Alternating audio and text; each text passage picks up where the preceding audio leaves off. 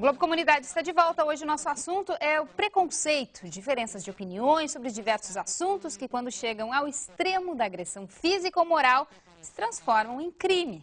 No primeiro bloco, relembramos o caso do rapaz baleado em Copacabana, que pode ter sido uma vítima de homofobia. Agora temos outros casos, como a invasão a uma casa espírita por preconceito religioso. Vamos rever então a reportagem de Fabiano Vilela. No centro espírita, os pedaços de imagens quebradas continuavam no chão. A invasão aconteceu pouco antes das 7 da noite. Quem estava na sala de orações ouviu insultos. Dizendo que era o Satanás, que era pombagira e que isso era coisa do diabo, que a igreja dele que tinha valor. Na delegacia, os 4 invasores disseram que faziam parte da igreja evangélica Geração Jesus Cristo, mas não explicaram o motivo do vandalismo. Na internet, há textos da Geração Jesus Cristo com críticas a outras crenças. A igreja é dirigida por Tupirani Lopes. O pastor não quis gravar entrevista, mas afirmou que a igreja não aprova qualquer ato de vandalismo ou agressão e invasão à propriedade. Sou presidente da Congregação Espírita Umbandista do Brasil e não poderia, nesse momento, deixar de vir trazer o nosso apoio. O artigo 5º da Constituição diz que é inviolável a liberdade de consciência e de crença, sendo assegurado o livre exercício dos cultos religiosos e garantida na forma da lei a proteção aos locais de cultos e às suas liturgias. Agora, Ivanir, na prática a gente vê aí por esse exemplo que nem sempre isso é respeitado. Na tua opinião, o que explica atos como esse? Primeiro, explica uma má interpretação da Bíblia, inclusive do Antigo Testamento. Esse pastor, quem vê ele na internet, até hoje ele fala sobre isso, ele faz uma interpretação própria e faz toda uma apologia à demonização das religiões de matriz africana, dos muçulmanos, dos católicos, ele também fala dos católicos, colocando nos seus fiéis ideias extremamente falsas e erradas. Mas agora, um dado importante a se observar do ponto de vista do preconceito religioso, ele deriva da ignorância. Por quê? Um dos motivos primeiro você tem que observar que o Criador, ele começa a sua obra da criação pela África. E a tolerância é um dos princípios básicos de muitas religiões também, né? Tolerar o diferente, de todas as amar religiões, o diferente. de todas as religiões, principalmente do cristianismo, onde Cristo tomou um tapa no rosto e deu a outra face. Então, quando você faz o ato de intolerância, ele não é um ato religioso, ele é um ato político. Não, exatamente. É bom lembrar, para quem estiver nos assistindo agora, que o Código Penal prevê pena de detenção de 1 mês a 1 ano ou multa para crimes contra o sentimento religioso. Aí você pergunta, o que é crime contra o sentimento religioso?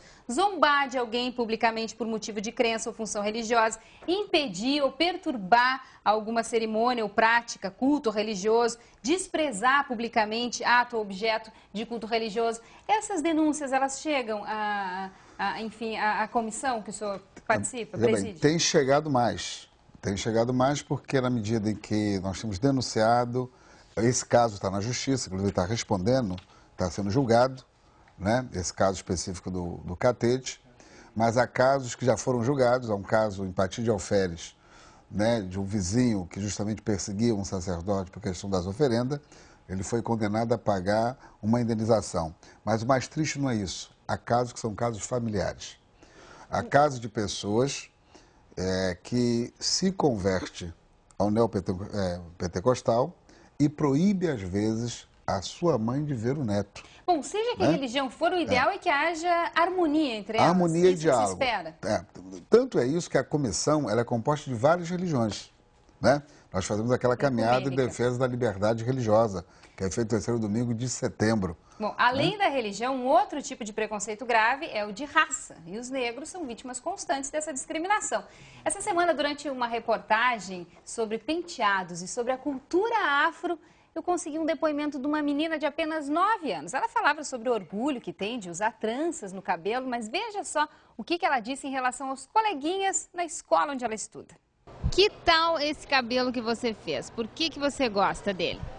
É porque eu já fico há muito tempo com a minha mãe, eu sou a modelo dela. Em todo lugar que eu vou, todo mundo pergunta, quem faz seu cabelo? Eu faço.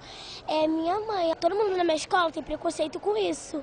Aí eu não ligo. Até minha amiga tem preconceito. Aí eu falo, por que você tem preconceito com isso? Porque eu não gosto de negros. Aí eu falo, isso é racismo. Imagina, uma criança de 9 anos já tem que conviver com isso na escola. No caso de discriminação por raça, a Constituição é clara também, diz no artigo 5º que a prática do racismo constitui crime inafiançável e imprescritível, sujeito à pena de reclusão nos termos da lei. Mas aí nós vemos que no colégio essa menininha se obriga a explicar para os amiguinhos dela para não serem racistas. Mas tem que observar uma coisa que a professora falou, que tem a ver com a educação, é desrespeitado ainda no Brasil a Lei 10.639. O que fala essa lei? Tem que ser, no ensino fundamental e médio, tem que ser ensinada a história da África, as culturas africanas, a história do negro no Brasil e a cultura negra no Brasil. Há uma resistência muito forte à aplicação dessa lei. E além de falar sobre a cultura, enfim, africana, falar sobre o que é discriminação, professora, isso seria importante? Quer dizer, de pequenininho que a gente pode mudar essa sociedade? Esse processo de socialização, que nós chamamos justamente que é essa educação, que é transmitida pelos pais, porque isso é muito importante, mas tem que se ver também a maneira como a pessoa ela vai internalizando esses conhecimentos que são passados na sua família.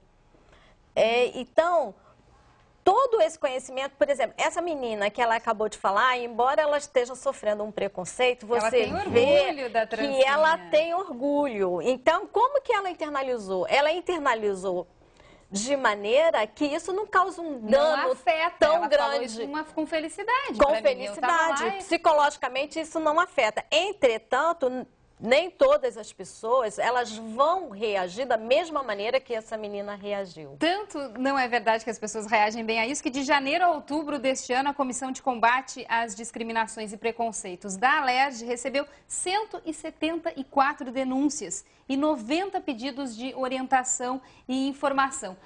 Onde que as pessoas podem pedir ajuda, podem pedir orientação? Do que fazer, por exemplo, quando for vítima de preconceito? Primeiro, quando você é vítima, você deve constituir logo ir à delegacia, fazer o registro e levar 2 testemunhas. Isso é fundamental para garantir o seu relato. Depois, no segundo momento, você deve procurar um advogado ou as organizações que lutam por direitos civis ou por direitos humanos. São várias organizações, tem desde a Alerj, como Arco-Íris, como a Comissão de Combate à Intolerância, né, para conseguir o apoio jurídico. Isso é fundamental. Você não deve se intimidar. O que acontece quando uma pessoa, às vezes, ela é discriminada, isso afeta tão a sua pessoa, o seu ser humano, né, que às vezes ela fica imóvel. Psicologicamente, às vezes ela fica envergonhada, né, fica triste, fica deprimida, tem vários danos que leva. Tem que ser diferente, então, tem que agir.